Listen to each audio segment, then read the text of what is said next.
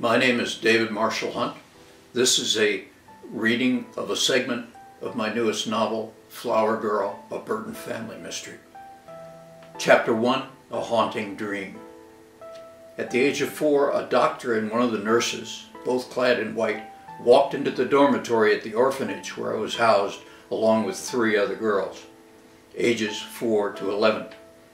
The place is called Parks Clinic and Home for Girls, and it is located on Jeju Island, a scenic, volcano-dotted island and popular wedding and honeymoon location off the southern coast of South Korea.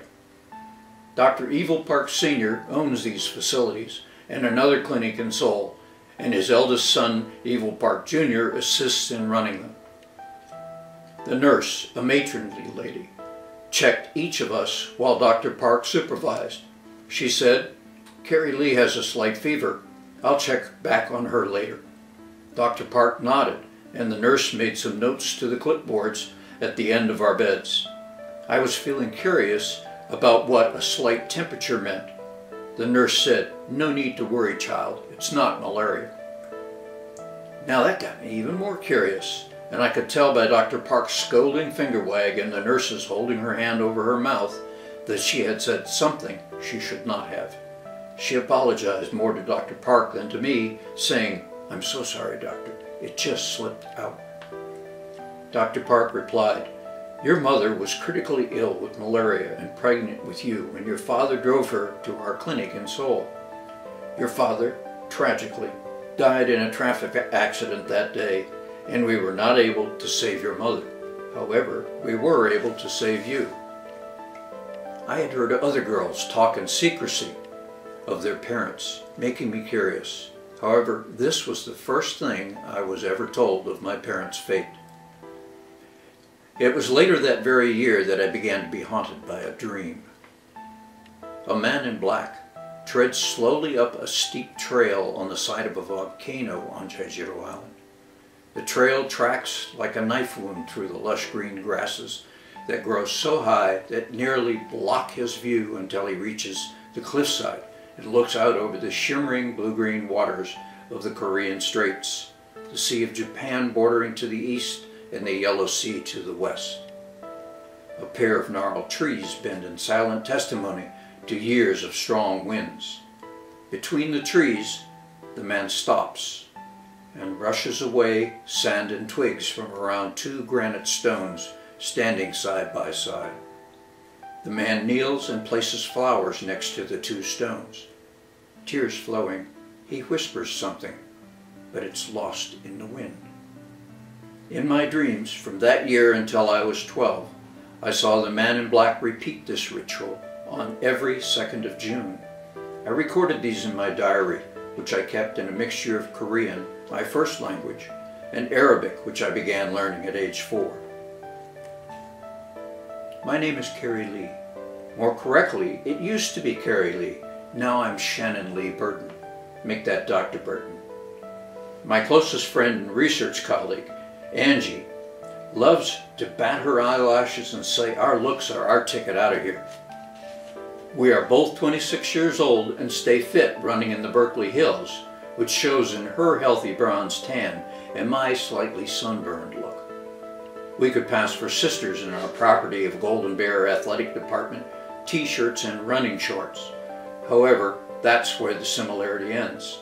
I have short-cropped, flaming reddish-brown hair. Hers is long and usually blonde, in a ponytail when we're running, and I have gray eyes, and hers are emerald green. Angie and I have been best friends since the man in black dropped me off at the Bush School for Girls, a boarding school in Seattle. That was when we were both 12. Then he all but disappeared from my life for 5 years until I graduated, and he helped me move to Riverview, Illinois to attend university. Later, I migrated to UC Berkeley. The only person other than Angie that I have ever discussed what happened to me as a child with is Professor Dr. Maddie Morgan. Dr. Maddie was my favorite teacher, and I trusted her enough to open up to her about my misgivings as regards the man in black.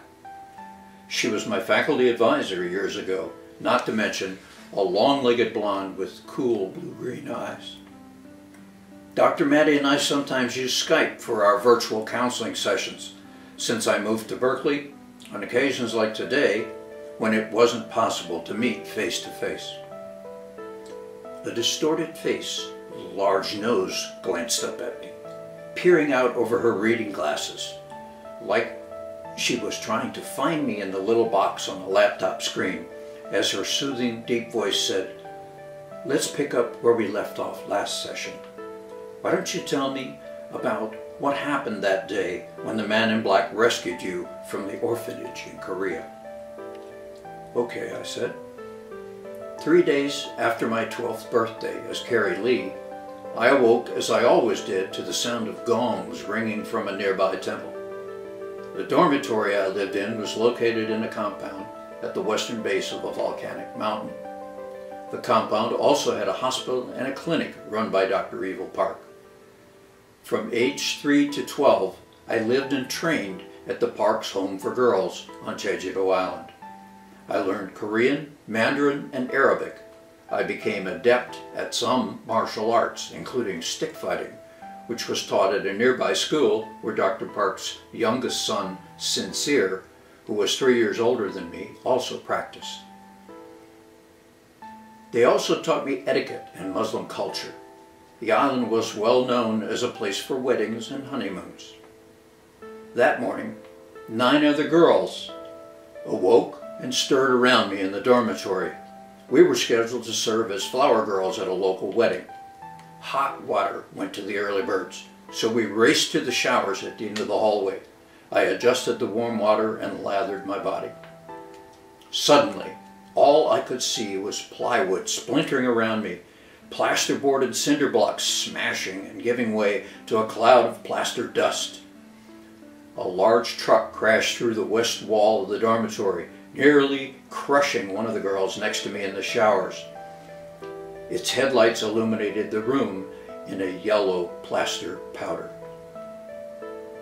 I was so shocked that I had no time to react.